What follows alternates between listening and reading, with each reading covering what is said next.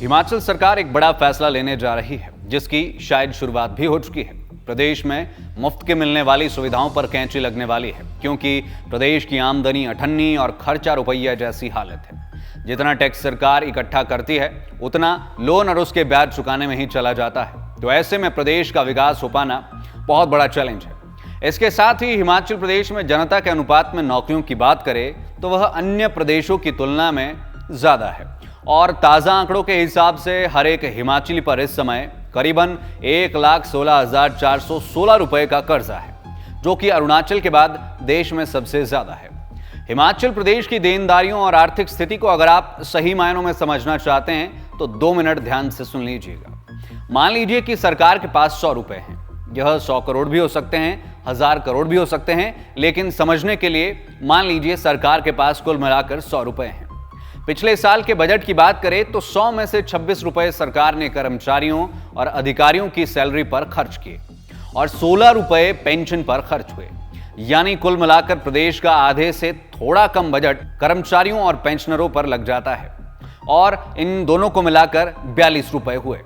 इसके बाद सरकार ने 10 रुपए लोन चुकाने के लिए दिए और 10 ही रुपए ऋण पर लगने वाली ब्याज के लिए दिए गए।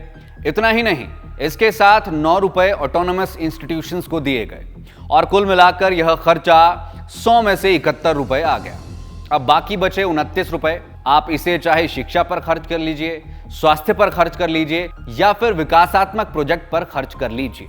तो ये पूरा लेखा जोखा तकरीबन हर सरकार में हर बार बनता है और इसमें लोन तथा ऋण 2 ऐसी चीजें हैं जो हर बार बढ़ती ही रहती है और यही 2 चीजें अब सरकार को डराने लगी है। और इस डर को कम करने के लिए सरकार ने एक रिसोर्स मोबिलाइजेशन सब कमेटी बनाई है, जो कि आजकल काफी सक्रिय दिख भी रही है। इसके अध्यक्ष मुकेश अग्निहोत्री यानी कि डेप्यूटी सीएम है और सदस्य हर्षवर्धन और मंत्री धर्माणी है। यह कमेटी प्रदेश में मिलने वाली मुफ्त सुविधाओं पर और कैंची चलाने वाली है और इनका मानना है कि साधन संपन्न लोगों को मुफ्त की सुविधाओं की कोई जरूरत नहीं है। इससे पहले सरकार ने मुफ्त बिजली भी साधन संपन्न लोगों को देने से मना कर दिया है और आए दिनों में कुछ और ऐसे ही फैसले देखने को मिलेंगे। कमेटी के ध्यान में यह भी आया है कि बड़े बड़े कुछ अधिकारी भी संसाधनों का दुरुपयोग करते पाए गए हैं। ऐसे में सरकारी गाड़ियों पर फिजूल खर्ची रोकी जाएगी, बड़े अधिकारियों का युक्तिकरण किया जाएगा, बड़े अधिकारियों की फौज कम कर ग्राउंड लेवल पर स्टाफ बढ़ाने पर ध्यान दिया जाएगा, निगमों, बोर्डों इत्यादि को खुद अपने दम पर खड़ा होने के लिए प्रेरित किया जाएगा। ऐसे में प्रदेश सरकार कुछ बड़े फैसले जरूर ले सकती है। सरकार का तर्क है कि केंद्र सरकार के द्वारा रेवेन्यू डेफिसिट ग्रांट को भी कम कर दिया गया है। 14वें वित्त आयोग में हिमाचल को आरडीडी में 40,624 करोड़ रुपए मिले थे, तो वहीं 15वें वित्त आयोग में यह बढ़ने के बजाय कम होकर 37,199 करोड़ रह गया। इसके साथ ही साल 2021-22 में आरडीडी 10,249 करोड़ मिला, जो कि 2025-26 में 3,257 करोड़ तक रह जाएगा। इसी तरह जीएसटी प्रतिपूर्ति राशि भी भारत सरकार ने जून 2022 में बंद कर दी थी। खैर, यह समझौते के तहत बंद होनी ही थी।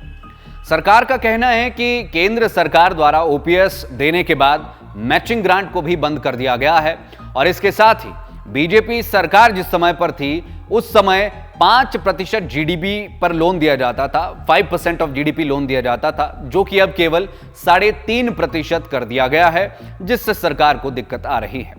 ऐसे में प्रदेश की माली हालत खस्ता है। अगर हम फ्री के चक्कर में रहे तो शायद कतई ही फ्री ना हो जाए। इस पर विचार करने की जरूरत है।